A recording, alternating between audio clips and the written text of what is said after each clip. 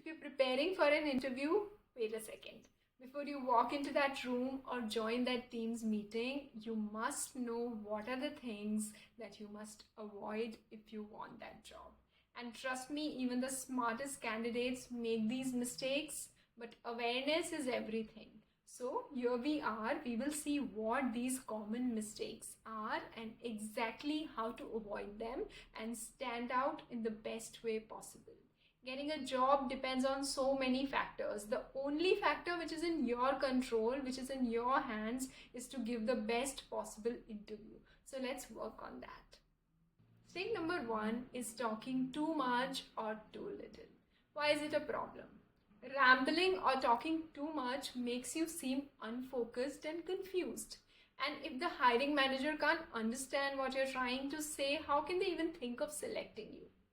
On the other hand, saying too little also makes you seem unprepared. So what can you do about it?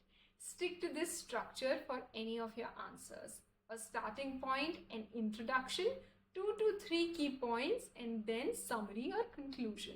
Keep answers concise, very important, which means short and to the point. Aim for 60 to 90 seconds per response. And then if you feel that you need to give more details, you can ask the interviewer, would you like me to elaborate on that? Mistake number 2 is not researching the company and role. It seems boring, but it's very important. Why is it a problem? It signals lack of interest from your side and lack of preparation. So how can you avoid it? First of all, read the job description carefully twice at least. Understand how the role is important to their organization and make a list of hard and soft skills required. Research their website, recent news, and LinkedIn posts. Mistake number 3 is not understanding the hiring manager's expectations and giving generic answers. One of the biggest mistakes that candidates make is not tailoring your answers to what the hiring manager is actually looking for. Instead of showing how your experience directly aligns with the role, you end up giving vague, generic responses that anyone can give, and you don't really help them in selecting you. For example, if asked about your strengths, a generic answer might be, I'm a hard worker and a team player. This doesn't tell the interviewer anything about you and what you bring to the role. Instead, try something more tailored, something more specific. Personalize your answer. Give real examples from your experience. Instead of saying I'm a team player, say, in my last role, I collaborated with 3 different teams to solve X problem which led to Y result. Or something like this. In my previous role, I took the initiative to streamline our project tracking system which improved efficiency by 20%.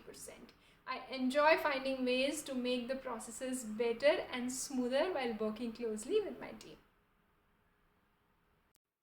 Mistake number 4 is not asking any questions. At the end of almost every interview, the hiring manager will ask, do you have any questions for me? And if we say no or no, I think you've covered everything, that's a mistake. Why this hurts you is because it makes you seem disengaged or unprepared. You miss an opportunity to stand out from the crowd. Interviewers are expecting thoughtful questions. Not asking any questions can make them question your enthusiasm for the role. So how can you fix it? Always have at least 2 to 3 questions ready. Look at these examples. You can say that if I were to join this role in 6 months, what key achievements or contributions would make you feel confident that you made the right hiring decision?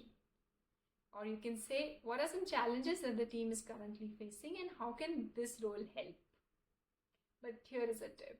Avoid asking about salary or benefits in the first interview. Focus on the role and company and your contribution.